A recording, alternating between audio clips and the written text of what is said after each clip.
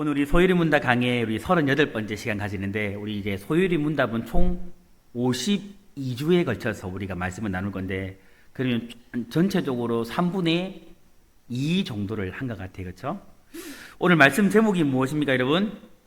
살인하지 말라. 오늘은 이제 10계명 중에 제 6계명의 말씀을 함께 살펴보도록 하겠습니다. 우리 소유리 문답 이제 67문에 보면 이제 오늘 말씀이 담겨져 있는데요. 제 6계명이 무엇인가라는 질문이 담겨져 있고, 거기에 대한 답으로서 오늘 말씀하신 그대로 제 6계명은 살인하지 말라 하신 것이다. 이렇게 답이 되어져 있습니다. 여러분, 우리가 오늘 6계명은 이 살인하지 말라라는 이 계명을 접하면서 가장 중요한 원리를 먼저 우리가 좀 인식을 해야 되는데요. 이 계명성에 담겨져 있는 원리가 무엇이냐면, 사람의 생명과 인격을 존중하라는 겁니다. 이렇게 해서 여러분이 이 10계명의 6계명을 항상 들을 때에는 이것을 먼저 인식해야 돼요. 사람의 생명과 인격을 뭐 해야 된다? 존중해야 된다. 옆에 분 보고 한 번 더 말합시다. 사람의 생명과 인격을 존중합시다. 여러분, 중요할까요? 안 중요할까요? 굉장히 중요합니다. 여러분, 예수님께서는요, 한 생명이 천하보다 뭐하다고 했어요? 귀하다 했습니다. 여러분, 이걸 우리가 잊으면 돼요? 안 돼요? 안 돼요. 그러니까 여러분, 쉽게 말하면 사람의 목숨은 여러분 돈으로 계산할 수 있습니까? 없습니까? 이거 없습니다. 여러분, 꼭 기억하셔야 돼요. 그러니까 이 세상 천하 만물보다 더 귀한 게 뭐예요? 백경민 목사의 목숨이에요. 아니에요? 맞잖아요, 여러분. 아니에요? 여러분 목숨도 맞지만 제 목숨도 맞잖아요, 여러분. 맞다고 해주셔야죠. 맞아요, 안 맞아요? 조금 전에 우리 사람의 생명과 인격을 존중하지 않고는 절대 존중을 하지 않으시네. 왜 어떻게 이런 일이 벌어질 수 있지? 그리고 제 생명은 천하보다 귀해요, 안 귀해요? 맞죠? 그렇게 대답해 주시는 게 정상이에요. 여러분의 생명은 천하보다 귀해요, 안 귀해요? 귀한 겁니다. 아멘. 할렐루야. 여러분, 이것은요, 한 사람의 생명과 인격의 가치가 이 세상의 그 무엇보다도 귀하다라는 뜻이 오늘 6계명에 담겨져 있는 거예요. 여러분, 오늘 우리가 함께 살펴볼 6계명은요, 기본적으로 인간의 소중함과 존엄성을 깨달으라고 주신 계명이라고 여러분들이 생각하시면 될 것 같아요. 다시 말해서 여러분, 살인하지 말라는 이 말씀 속에는요, 타인의 생명을 해치지 말라는 말씀과 함께 또 다른 수많은 의미가 포함되어 있어요. 그러니까 단순히 사람을 죽이면 안 돼, 사람의 생명을 뺏으면 안 돼, 이런 의미뿐만 아니라 여기에는요, 굉장히 많은 의미가 함축되어져 있다는 거죠. 오늘 우리는 그 의미를 살펴보면서 함께 은혜를 나누도록 하겠습니다. 자, 첫 번째로 살펴볼 것은 무엇이냐면, 살인하지 말라라는 이 말씀은 기본적으로 무슨 의미인가 하는 거예요. 이 말씀이 무슨 의미인가. 여러분, 이것은요, 잘 들으세요. 자기 생명이나 타인의 생명 모두를 잘 지키라는 말씀이에요. 반대로 말해보면 자신의 생명을 포함한 다른 사람의 생명을 빼앗지 말라는 거예요. 여러분, 우리가 왜 자살하면 안 되죠? 여기 나오잖아요, 여러분. 다른 사람의 생명도 빼앗으면 안 되지만 우리가 우리 스스로의 생명을 빼앗으면 돼요, 안 돼요? 안 돼요. 여러분, 만약에 우리 스스로가 우리의 생명을 빼앗으면 무슨 죄가 되는 거예요? 살인하지 말라는 이 계명을 범하는 죄가 아니에요. 살인죄가 되는 거예요. 소유리 문답 68문을 보면요, 여기에 대한 설명이 나오는데 뭐라고 나와 있느냐면, 제6계명이 명하는 것은 일체 합리한 법대로 우리의 생명과 남의 생명을 힘써 보존하라 하신 것이다. 이게 무슨 말이냐면, 여러분, 하나님은요, 힘써서 성경 말씀에 기록되어진 그 합당한 말씀의 원리를 따라서 나의 생명도 보존해야 되지만 누구의 생명도, 다른 사람의 생명도 뭐 해야 된다? 보존해야 된다라는 거예요, 여러분. 그리고 소유리 문답 또 69문에도 보면 자신의 생명이나 이웃의 생명을 부당하게 불법적으로 빼앗지 말 것을 명시하고 있습니다. 그러면서 이렇게 말하고 있어요. 제6계명이 금하는 것은 불의하게 우리의 생명이나 나의 생명이나 이웃의 생명을 빼앗거나 해야 하는 일이다. 이런 거 하면 된다라는 거예요? 하면 안 된다라는 거예요? 해하면 안 된다. 하면 안 된다라는 거예요. 여러분, 우리는요, 우리의 자신의 생명뿐만 아니라 다른 사람의 생명을 지키고 보존하기 위한 노력을 해야 돼요? 안 해야 돼요? 해야 됩니다, 여러분. 이거 중요해요. 오늘 꼭 기억하세요. 우리는 힘써서 우리의 생명을 잘 지켜가야 돼요. 아멘? 그래서 여러분, 우리는 건강을 지키는 것도 뭐 하는 거예요? 생명을 보존하는 거예요, 여러분. 그래서 여러분, 계속 먹고 자고 화장실 가고만 하면 돼요, 안 돼요? 이거는 자신의 건강을, 생명을 보존하는 거예요, 안 하는 거예요? 먹고 자고 졸기만 하면 돼요, 안 돼요? 이거는 하나님이 우리에게 주신 생명을 뭐 하는 거예요? 해야 하는 거예요, 여러분. 그래서 우리는 열심히 먹고, 때로는 열심히 자고, 때로는 열심히 뭐 해야 돼요? 운동도 해야 돼, 안 해야 돼요? 방금 뭐라고 했어요? 화장실 가야 된다서요? 열심히 운동도 해야 되는데, 운동도 해야 된다는. 이게 우리 생명을 잘 지키는 거예요. 근데 여러분, 이것과 함께 우리는 타인도 뭐 해줘야 돼요? 타인의 생명도 잘 뭐 해줘야 돼요? 지켜줘야 돼요, 여러분. 잘 지켜줘야 돼요. 근데 여러분, 여기서 우리가 한 가지 기억할 것이 있습니다. 사람의 목숨을 빼앗는 모든 것이 살인죄에 해당하는 것인가? 그럴까요? 그럴까요? 아니라는 거예요, 여러분. 아니라는 거예요. 하나님께서는요, 다른 사람의 목숨을 빼앗는 것을요, 합법적으로 승인한 경우가 있습니다. 이상하죠? 그런 경우가 있을까요? 이상하죠? 어떤 경우인가 하면 여러분, 국가가 시행하는 법 집행이 좋은 예가 될 수 있어요. 맞죠, 여러분? 국가는요, 하나님으로부터 독특한 권한, 칼을 여러분, 법이라는 칼을 부여받았습니까? 안 받았습니까? 부여받았죠? 자부터 보세요. 하나님으로부터 이 칼, 법이라는 권한을 부여받은 것은요, 곧 나라 안에 범죄자에 대해서 처벌할 수 있는 권리가 나라에 있어요, 없어요? 있죠? 여러분, 우리나라에 여러분 사형 제도가 지금 현재 존재해요, 안 해요? 존재합니다, 여러분. 존재하고 있는데 시행만 안 하고 있을 거예요. 우리나라는 아직 사형 제도가 폐지되지 않았습니다. 사형 제도가 아직까지 건재한데 뭐만 안 하고 있어요? 시행만 안 하고 있을 뿐이에요. 이를 통해서 여러분, 사회와 국가의 질서를 유지하기 위해서, 정의를 실현하기 위해서 엄정한 죄를 지은 사람에게 대해서는 법에 정해진 틀 안에서 그 사람을 뭐 할 수 있어요? 사형할 수 있다는 거죠. 조금 더 구체적으로 예를 들어보면 그런 거예요. 국가의 공무원으로서 사형을 집행하는 관리의 경우에는요, 다른 사람의 목숨을 빼앗는 것이 불법이에요, 합법이에요? 그리고 사형을 집행하는 사람은 살인을 하는 거잖아요, 여러분. 이게 불법이에요, 합법이에요? 그러면 그 사람이 살인죄를 짓는 거예요? 이건 아니라는 거예요, 여러분. 이건 아니라는 거죠. 맞죠? 그러면 여러분, 이것이 아까 제가 말했던 그런 경우에 들겠죠? 두 번째는 자신의 목숨이나 가족의 목숨을, 나의 가족의 목숨을 불법적으로 빼앗으려고 하는 사람에 대해서 정당방위로 살인이 일어난 경우도 여러분 살인에 해당하지 않아요, 성경적으로. 실제로 예를 들어 봅시다. 누군가 진짜 우리 집에 강도 같은 거예요. 근데 실제로 살인이 일어났어. 근데 그 살인을 막기 위해서 부당하게 그 강도에게 또 살인이 일어났어. 이거 어떻게 되죠? 살인이에요? 어렵죠?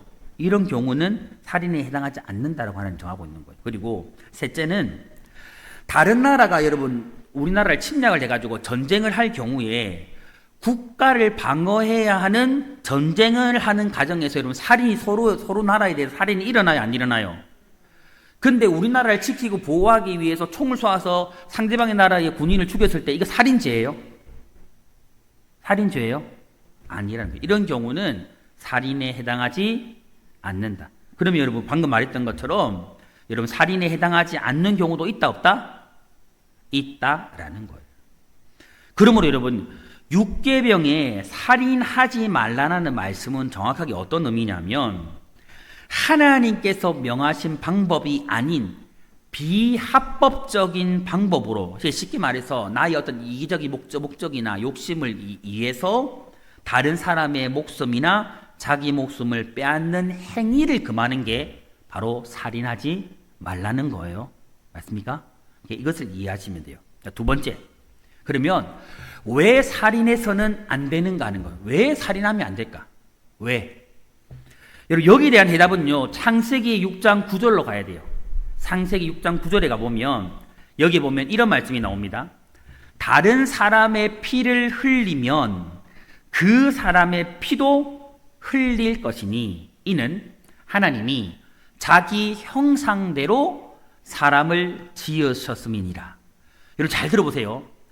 왜 자신의 생명도 다른 사람의 생명도 빼앗지 말아야 할까? 바로 여러분 지금 옆에 있는 여러분 다른 지체들 다른 사람은요 다 누구의 형상으로 창조되었기 때문이다?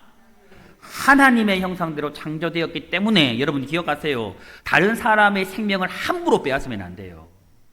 나의 생명도 함부로 빼앗으면 안 되는 거예요. 누구의 형상으로 창조되었기 때문에? 하나님의 형상. 그러니까 여러분 꼭 기억하세요. 여러분 스스로가 옆에 다른 사람을 볼 때 항상 그냥 사람으로 보면 안 돼요. 여러분 우리는 영적인 눈을 열어야 돼요. 항상 그 사람은 하나님의 존귀한 존재라는 걸 절대 잊으면 안 돼요. 여러분. 여러분이 저를 볼 때 항상 어떤 존재로 봐야 돼요? 이런 물음을 하면 절대 대답 안 하고 저는 대답해 주고, 여러분은 저를 어떻게 바라봐 주셔야 돼요? 저는 왜 굳이 대답을 안 할 질문을 왜 매번 하게 될까요? 여러분은 저는 어떤 존재로 바라봐 주셔야 돼요? 하나님의 형상대로 창조되어진 존귀한 존재로 바라봐 주셔야 돼요. 그냥 인간 백경민 목사가 아니고 하나님의 형상대로 창조되어진 존귀한 존재로 바라봐 주셔야 된다니까. 저는 여러분을 어떻게 바라봐 줘야 될까요? 뭐뭐뭐 성도님? 이렇게 바라봐야 될까요? 물론 맞죠. 그러나 어떻게 바라봐야 된다? 기본적으로 하나님의 형상대로 창조되어진 존귀한 존재로 바라봐야 되고, 여러분이 서로가 서로를 바라볼 때 어떻게 바라봐야 돼요? 무슨 장로님, 무슨 권사님, 무슨 집사님, 무슨 성도님이 아니고 그 전에 어떤 존재로? 하나님의 형상대로 창조되어진 존귀한 존재로 바라봐 주셔야 돼요. 이렇게 되어지면 여러분 서로가 서로에 대해서 함부로 행동할 수 있을까요? 있을까요? 막 살인할 수 있을까요? 못해요, 여러분. 못해요, 여러분. 육계명에 살인하지 말라는 말씀의 이해는요, 사람이 하나님의 형상대로 지어졌다라는 사실을 알 때에 이 계명을 바로 이해할 수 있어요. 여러분 그 누구도요, 하나님의 형상인 나와 다른 사람의 생명을 해칠 권리가 있을까요, 없을까요? 없습니다. 아무도 없어요. 아무도 없어요. 누구에게만 있을까요? 창조주이신 하나님에게만 유일해 있는 거예요.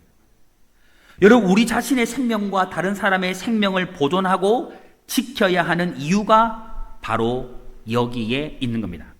여러분 우리가 꼭 기억했으면 좋겠어요. 여러분 하나님께서는요 생명을 소중히 여기실까요? 안 여기실까요? 하나님은 생명을 소중히 여기세요. 이 세상 만물보다 더 소중히 여기는 것이 무엇일까요? 여러분과 저의 생명이에요, 여러분. 여러분, 그러므로 우리는요, 하나님을 사랑합니까? 여러분, 하나님 사랑하십니까? 하나님 사랑 안 하면 대답 안 해도 되고요. 하나님 사랑하면 대답해 보세요. 여러분, 하나님 사랑하십니까? 여러분, 그럼 하나님 사랑하면 하나님이 지으신 사람의 생명도 사랑해야 됩니까? 안 해야 됩니까? 사랑해야 된다는 거예요. 여러분 우리 안에 누가 존재해요? 우리 안에 누가 존재해요? 성령이 존재한다는 것은 누가 계신다라는 거예요? 하나님이 계신다라는 거죠. 그러면 여러분 우리는 하나님을 사랑하듯 오늘 우리 안에 성령이 내주에 계신 서로의 지체를 뭐 해야 돼요? 사랑해야 된다는 거죠. 여러분 꼭 기억하세요. 우리가 진실로 왜 살인하면 안 되는가? 바로 우리가 다 누구의 형상으로? 하나님의 형상으로 창조되어진 존귀한 존재이기 때문에 살인해서는 안 된다라는 걸 꼭 기억하시기를 주님의 이름으로 축복합니다. 세 번째, 진짜 중요한 이야기 할 겁니다. 그러면 6계명의 해석과 적용이에요. 이게 어떻게 우리의 삶에 적용이 되어지는가? 아까 제가 이야기했죠. 말씀의 서두에서. 이것은 단순히 살인하지 말라는 그 말씀 그 이상의 의미가 있다 없다? 의미가 있다 없다? 있어요. 여러분, 이 6계명의 말씀을 들으면 보통은 나와는 이 말씀이 관계가 있다고 생각해요? 없다고 생각해요? 사람들은 없다고 생각하는 경우가 많아요. 왜일까요? 나는 살인하지 않았으니까. 그리고 내가 살아가면 사람을 죽일 일은 없으니까 관계없다라고 생각하는데 정말 그럴까 여러분? 정말 그럴까? 하는 거예요. 여러분, 예수님께서는요, 살인하지 말라는 이 계명이 어떤 의미를 담고 있는지 해석해서 성도들 삶에 적용하여 말씀해 줬습니다. 오늘 이 말씀을 들으면 아마 저와 여러분들이 살아가면서 얼마나 많은 살인죄를 지었는지 알게 될 거예요. 여러분, 우리에게는요, 중요한 것이요, 예수님의 해석과 적용이에요. 아멘이세요? 예수님의 해석과 적용이 중요합니다. 말씀 한번 찾아보세요. 마태복음 5장 21절과 22절 한번 찾아보세요. 마태복음 5장 21절, 22절 찾아보세요.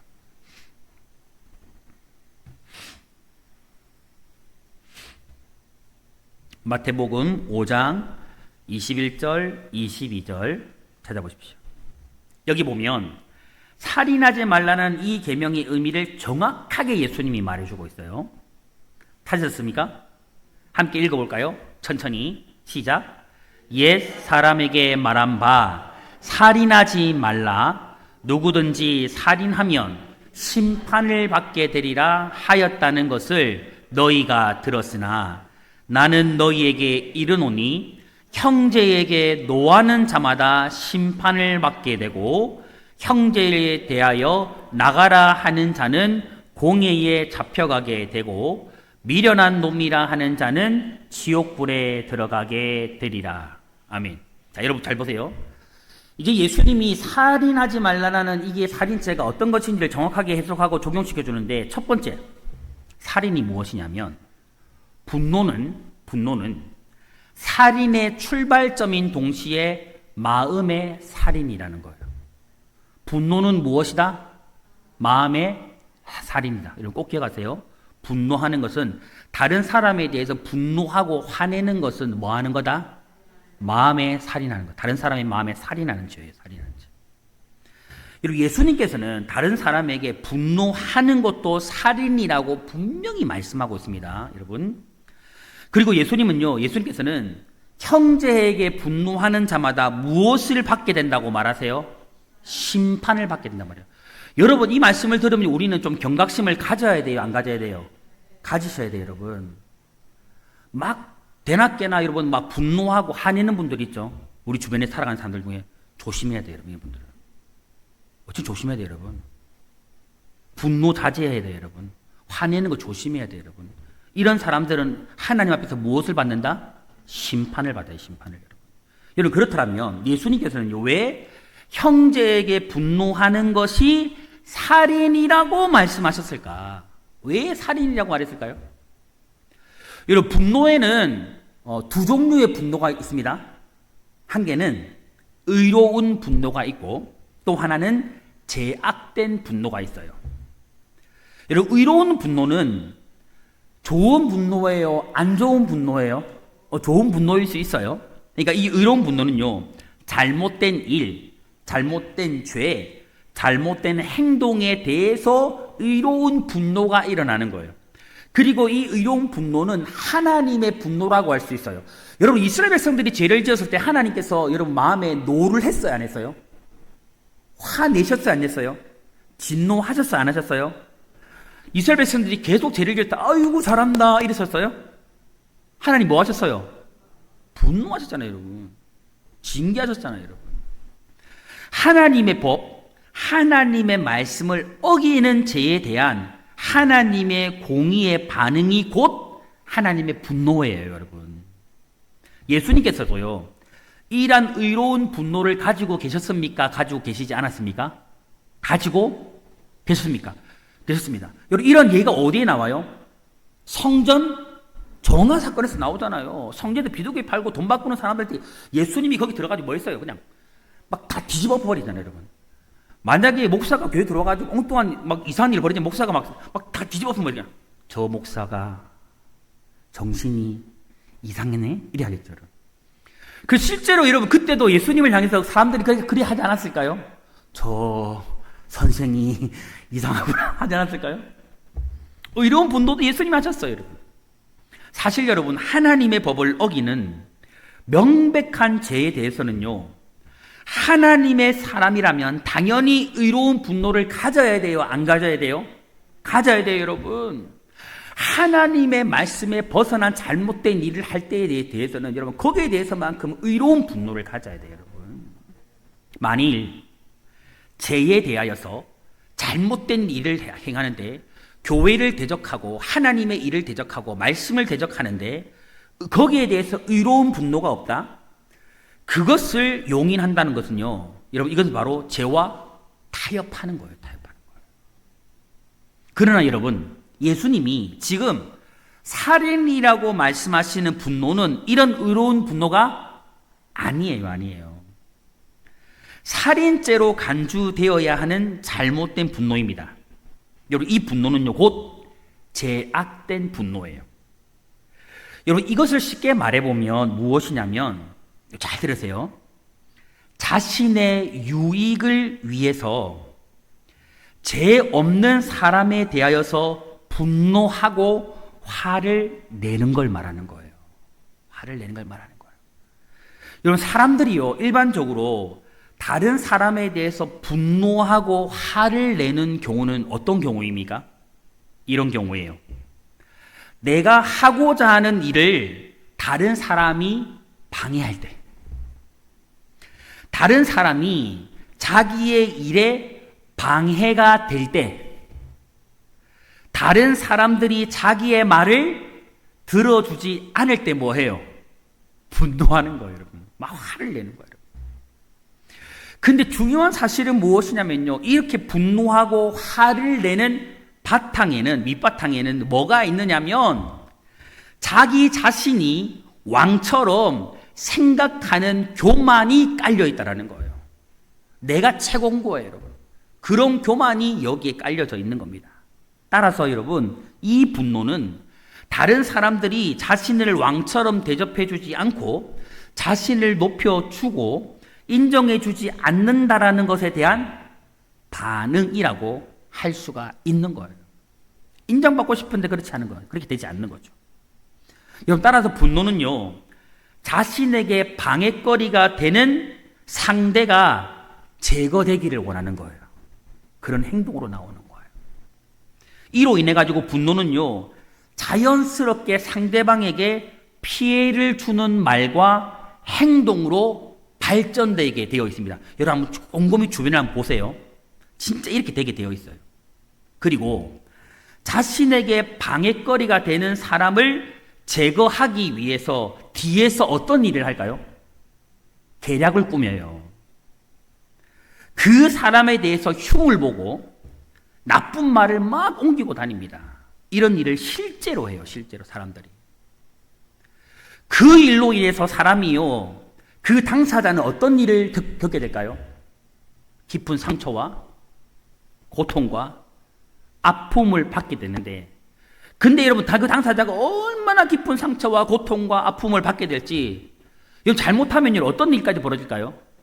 스스로 목숨까지 잃게 되는 일까지 벌어지거든요. 그런 것을 생각하지 않은 채 이러한 행동을 자행하는 거예요, 여러분. 그래서 예수님은요, 형제에게 분노하는 것을 무엇으로 규정하고 있어요? 살인이라고 규정하고 계신 거예요. 그러므로 성도는요, 분노하고 화를 내는 거 조심해야 돼요? 안 해야 돼요? 조심해야 돼요. 저는 선포합니다, 여러분. 분노로 하지 마시기를 축복합니다. 다른 지체들에게, 이웃들에게 분노하지 마세요, 여러분. 분노가 일어나거든 삭히세요, 여러분. 조절하세요. 화를 품지 마세요. 삼키세요, 여러분. 화가 나거든, 여러분, 차라리 성전에 와가지고 하나님 앞에서 쥐야 하고 기도하세요. 이게 나아요, 여러분. 이게 나아요. 주변에 분노하는 자가 있다면 여러분, 그리고 주변에 화를 내는 자가 있다면 여러분, 그런 자와 함께 하지 마시기를 주님의 이름으로 소망합니다. 두 번째, 멸시는 인격적인 살인입니다. 여러분, 저를 따라 고백해 볼까요? 멸시는 인격적인 살인이다. 여러분 기억하십시오. 사람을 멸시하는 건 인격적인 살인이에요. 예수님 그거 말하고 있어요. 여러분, 분노는요, 여러 가지 형태로 이제 표출되고 확장되고 나타나거든요. 그 특징이 뭐냐면 멸시와 욕설과 폭력으로 확대되고 나타나요. 그리고 여러분, 종국에는 살인으로 열매를 맺게 되는 거죠. 여러분, 분노는요, 그 무엇보다 가장 먼저 다른 사람에 대한 인격적인 멸시로 나타나게 됩니다. 여러분, 예수님은요, 이를 나가라 하는 자는 공회에 잡혀가게 될 것이라고 그렇게 말씀하고 있는 겁니다. 여러분, 라가, 이게 무슨 의미죠, 라가라고 하는 거. 이게 무슨 의미죠, 라가? 야, 라가야. 이게 무슨 말이죠? 이런 말이요. 바보! 야, 바보야! 멍충이! 천치! 돌대가리! 이런 이야기예요. 이런 얘기 들어보셨어요? 우리 옛날에 어릴 때 막 치고 놀다가, 야, 멍충이! 바보! 돌대가리! 막 야구를 다니잖아요, 여러분. 이런 거 안 하셨어요? 저만 했나? 이런 거 안 하셨어요? 여러분, 너무 착하셨네요. 저만 나쁘고, 여러분들 착하고. 이런 의미를 가지고 있거든요. 이게 여러분 실생활에서는 어떻게 적용이 되냐면, 네가 뭘 알아? 네가 알기는 뭘 알아? 이런 의미는. 이런 말과 태도로 다른 사람을 무시하고 멸시하는 태도를 가리키는 거예요. 여러분, 멸시가 무엇입니까? 멸시는요, 상대방을 고의로 하대하고 깎아내리는 걸 말하는 거예요. 여러분, 아까 우리 이야기했잖아요, 여러분. 우리는 하나님의 형상으로 창조되어진 어떤 존재다? 존귀한 존재거든. 근데 여러분, 우리가 서로가 서로를 향해서 이렇게 교의적으로 하대하고 깎아내릴 수 있어요, 없어요? 있어요, 없어요? 있어요, 없어요? 없어요, 여러분. 우리는 그 누구도 서로가 서로를 향해서 여러분 인격적으로 깎아내릴 수 있는 존재가 아니에요, 여러분. 여러분, 멸시는요, 다른 사람의 인격을 무시하고 인간을 인간으로서 대접해주지 않는 거예요. 멸시는요, 분노보다 더 큰 악입니다. 여러분, 왜일까요? 여러분, 분노는요, 상대방의 가치, 아까 우리 살펴보았던 분노는 상대방의 가치를 인정하면서 행해질 수 있지만, 여러분, 멸시는요, 상대방의 가치 자체를 인정하지 않아요. 그러면서 행해지는 일이기 때문에 더 안 좋은 거예요. 따라서 여러분, 멸시는요, 다른 사람에 대한 인격적인 살인이 되는 겁니다. 그리고 멸시는 여러분, 다른 사람을 생각과 말로 죽이는 살인과 동일한 겁니다. 여러분, 우리가 화가 날 때요, 다른 사람을 함부로 멸시하는 거 주의해야 될까, 않을까요? 주의해야 되니까 여러분, 분노도 하면 안 되지만 화가 나면 그냥 아싸리 여러분, 화가 나는 그 자리를 뭐 하면 좋을까요? 그냥 빨리 피해버리세요, 여러분. 계속 계시면 뭐가 돼요? 나가라! 이렇게 하게 돼요. 피하시기 바래요, 여러분. 그리고 여러분, 하고 싶어도 뭐 해라? 하지 마시기 바래요. 절대 사람은 멸시할 존재가 아니에요, 여러분. 절대 멸시하지 마세요, 여러분. 항상 말을 조심하세요. 말을 아끼세요, 여러분. 여러분, 하나님께서는요, 하나님의 형상으로 지음받은 사람을 멸시하는 그 사람이 있다면, 누가 누구에게 그 사람을 멸시한다면 여러분, 그를 향해서 살인과 동일한 죄를 범한 자라고 판정하세요. 저는 우리 성도님들이 멸시하는 죄를 짓지 않기를 주님의 이름으로 축복합니다. 축복합니다. 자, 세 번째, 욕설. 여러분, 욕설은요, 언어 폭력이고 언어로 하는 살인입니다. 언어는 뭐라고요? 욕설은 뭐라고요? 언어로 하는 살인이에요. 여러분, 우리 성도님들 지금도 욕 좀 하십니까? 아니, 소식적인 욕 좀 하셨습니까, 여러분? 여러분, 그 서울 사람들이 욕을 잘해요? 충청도 사람들이 욕을 잘해요? 경상도 사람들이 욕을 잘해요? 전라도 분들이 욕을 잘해요? 허물나게 잘하죠. 겁나게 잘해보죠. 그죠? 자, 어쨌든 여러분, 자, 여러분, 어쨌든 잘하든 여러분. 욕은 언어적인 살인이라는 걸 우리가 꼭 기억해야 돼요. 여러분, 우리가 다른 사람을요, 인격적으로 멸시하게 될 때도 여러 가지 형태로 표출된다고 했는데, 또 나타나는 게 무엇이냐, 멸시와 함께 또 나오는 게 바로 욕설로 나와요. 그 욕을 하다가 보면 또 어디까지 가게 될까요? 폭력으로까지 이어지게 되는 거죠. 여러분, 멸시의 가장 중요한 형태가 욕설이랍니다. 욕설. 사람을 멸시하다 보면 뭐가 나와요? 욕이 나오죠. 여러분, 예수님은요, 이를 미련한 놈이라 하는 자는 어디에 들어가리라? 지옥불에 들어가리라. 이렇게 말씀하세요. 이런 말로 주는 상처, 말로 다른 사람을 죽이는 것이 곧 무엇일까요? 욕설이에요. 욕설. 여러분, 다른 사람에게 여러분 욕을 먹는다라는 것은요, 다른 사람에게 칼을 맞는 것과 같은 거예요. 여러분, 저도 이게 참 공감을 하는데, 여러분, 몸에 입는 상처보다 어디에 입는 상처가 더 커요? 그래서 여러분, 우리는 다른 사람들에게 마음의 상처를 주면 돼요, 안 돼요? 안 돼요, 여러분. 절대 여러분 말로 다른 사람들에게 상처 주면 안 돼요, 여러분. 절대 주면 안 돼요. 이것만큼 깊이 새겨지는 게 없어요. 여러분, 육체의 흉터는요, 시간이 지나면 사라져요, 안 사라져요? 사라져요. 근데 마음의 상처는요, 시 사라지지 않아요. 시 사라지지 않아요. 여러분, 기억하세요. 욕설은요, 곧 언어 폭력이고 언어로 하는 살인이에요. 여러분, 예수님께서 말씀하시는, 여러분, 우리가 지금 살펴봤던 이 살인은요, 이렇게 메커니즘이 있거든요.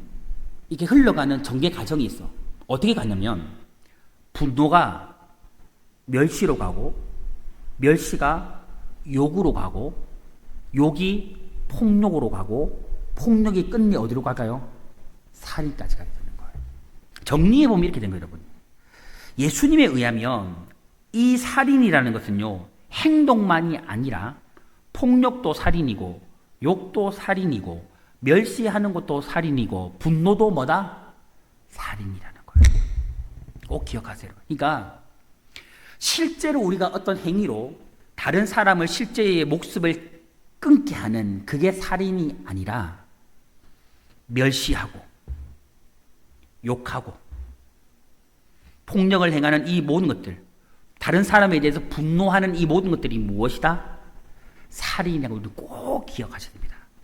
세상 사람들은 몰라도 여러분, 우리는 이것을 뭐 해야 돼요? 기억해야 한다라는 거죠.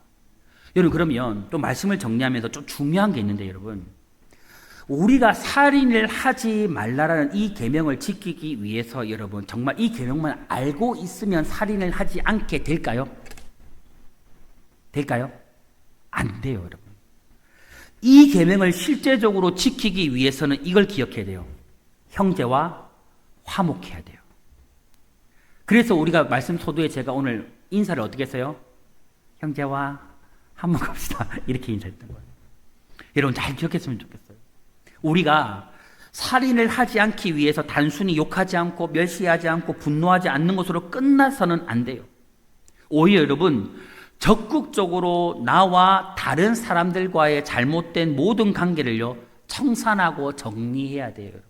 이거 진짜 중요합니다, 여러분. 진짜 중요해요. 그래서 예수님은요, 마태복음 5장 아까 읽었던 21절과 22절에 이어서 23절과 24절에 이렇게 말씀해요. 그러므로 예물을 제단에 드리려다가 거기서 내 형제에게 원망 들을 만한 일이 있는 것이 생각나거든. 예물을 제단 앞에 두고 먼저 가서 형제와 뭐 해라? 화목하고 그 후에 와서 뭐 해라? 여러분, 이게 무엇을 말할까요? 하나님은 하나님을 예배하고 예물을 드리는 것보다 뭘 더 중요하게 여길까요? 여러분들이 화목하는 걸 더 중요하게 생각하세요. 사실 여러분, 예물을 드리기 전에 화목하지 않고 나와 예배하고 예물을 드리는 걸 하나님이 기뻐하지 않는다라는 걸 의미하고 있는 거예요. 여러분, 우리가 계명을 온전히 지키기 위해서는요, 내가 다른 사람들에게 품은 분노만이 아니라 다른 사람이 혹 나에게 품고 있는 분노가 있다면 이거 사라져야 돼요? 안 사라져야 돼요? 사라져야 돼요? 안 사라져야 돼요? 사라져야 되잖아. 여러분, 솔직히 한번 생각해 봅시다. 여러분들은 다른 사람에 대해서 지금 혹시 품고 있는 분노 있어요? 없어요? 그냥 마음으로 대답하세요. 들킬 수 있으니까. 있어요? 없어요? 있죠. 다른 사람이 여러분에게 대해서 어떤 분노를 품고 있는 게 있을 것 같아요? 없는 것 같아요? 솔직히 있을 수도 있겠죠. 그거 풀어내어야 될까요? 안 풀어내어야 될까요? 풀어내고 싶어요? 풀어 안 내고 싶어요? 근데 여러분, 혹시 여러분, 근데 내가 혹시 다른 사람에게 대해서 분노를 품고 있거나, 이 사람이 나에 대해서 분노를 품고 있겠다, 이런 좀 알고 있을 것 같아요? 느끼고 있는 사람 있으세요? 여러분, 우리 이 문제 해결해야 될까요? 안 해야 될까요? 해결하셔야 됩니다, 여러분. 우리는요, 깨어지고 어그러진 관계를요, 적극적으로 바로 잡으셔야 돼요. 서로에게 가지고 있는 적대감이 있다면 여러분, 반드시 그거 해소해야 돼요, 여러분. 진짜 이거 마음에 새기세요. 해소하셔야 돼요, 여러분. 미움의 관계가 있는 그 사람과 여러분, 화해하셔야 돼요, 여러분. 하셔야 돼요. 내가 잘못한 것이 있다면 여러분, 그동안 내가 분노하고 화내고 어떤 잘못을 범한 사람이 있으면 찾아가서 반드시 여러분, 용서 구하셔야 돼요, 여러분. 반드시 푸셔야 돼요, 여러분. 성도 여러분, 이런 관계의 개선은요, 꼭 기억하세요. 예배라는 이 종교의 행위로 여러분 대체되거나 덮어질 수 있는 게 아닙니다. 여러분 기억하세요. 덮어지지 않아요. 여러분. 그리고 결코 뒤로 미룰 수 없는 중대한 사안이기도 합니다. 여러분. 그러므로 여러분, 분노와 멸시와 역설로 깨어진 관계가 있다면 여러분, 그 관계를 바로 잡는 일은 언제 해야 될까요? 주님 오시기 전에 언젠가는 하면 되겠죠? 주님이 언제 오실지 알고. 저는 부탁을 드리건데 오늘이라도 하시고 이번 주라도 하세요, 여러분. 정말 기도하면서 정말 여러분 저는 하셨으면 좋겠어요. 정말 누군가에게 원망 살리를 했다면 이번 주에 찾아가세요. 꼭 푸세요. 용서 구하세요, 여러분. 여러분 꼭 기억하세요, 여러분. 내가 만약에 다른 지체에게 여러분 원망 살리나 잘못한 게 있잖아요, 여러분. 그건 내가 주님 앞에 회개하면 풀릴까요? 풀릴까요? 내가 다른 지체에게 잘못을 했어요. 실례를 들어보세요. 제가 우리 김선녀 권사님한테 제가 잘못을 했어요. 근데 그 잘못한 것을 내가 하나님께 회개했어. 그러면 끝난 거죠? 맞죠? 안 끝난 거예요, 여러분. 이거 안 끝났어요. 하나님은 용서하셨겠죠. 근데 제가 할 일이 또 남아있어요. 뭐 하는 거예요? 김선영 권사님 찾아가서 여타여타해서 권사님의 마음에 상처를 드려 죄송합니다. 이 사과해야 돼요, 이거. 이거 해야 돼요, 이거. 이거 할 도리 해야 돼요.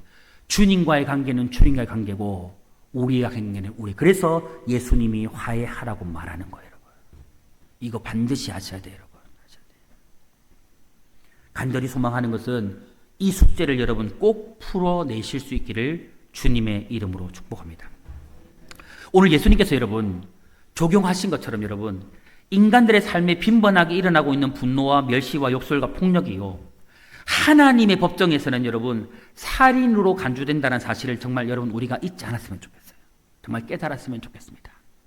사랑하는 성도 여러분, 오늘 저와 우리 모든 성도님은요, 이 말씀을 결코 가볍게 여기지 말고 다른 사람의 이야기로도 듣지 마시기 바라요. 이것은 오늘 누구에게 하는 이야기예요? 누구에게요? 우리에게 아니에요. 누구에게? 그래서 여러분 할 수 있다면 정말 여러분 우리가 하나님의 사람이고 여러분 내가 정말 예수의 보혈의 피로 제사함을 입었고 여러분이 정말 제사함을 받을 수 없는 정말 은혜 받을 수 없는 죄인인데 그러함에도 불구하고 여러분이 정말 무조건적인 하나님의 사랑과 은혜로 정말 구원받은 사람이 맞다면, 정말 여러분이 구원받은 사람이 맞다면, 정말 여러분이 예수의 사람이 맞다면 하세요. 정말 이것이 맞다면 꼭 하세요. 아멘. 하시길 바라요. 저는 우리 청동교회가 이 복음을 그냥 소유한 사람이 되지 않기를 바라요. 복음의 능력을 나타내는 교회가 되길 바라고, 복음의 능력을 이루어가는 성도가 되길 바라요. 할렐루야. 되길 바랍니다. 그래서 오늘 간절히 소망하기는 오늘 주신 이 말씀 그대로 정말 살인하지 말라는 이 말씀이 곧 형제와의 화목을 통해서만 이루어져 갈 수 있음을 알고 이 말씀을 이루어가는 저와 여러분 될 수 있기를 주님의 이름으로 축복합니다. 말씀이 무거웠죠? 말씀이 무거웠죠? 아멘으로 받고 오늘 이 말씀에도 우리 삶의 축복이 되기를 주님의 이름으로 축복합니다.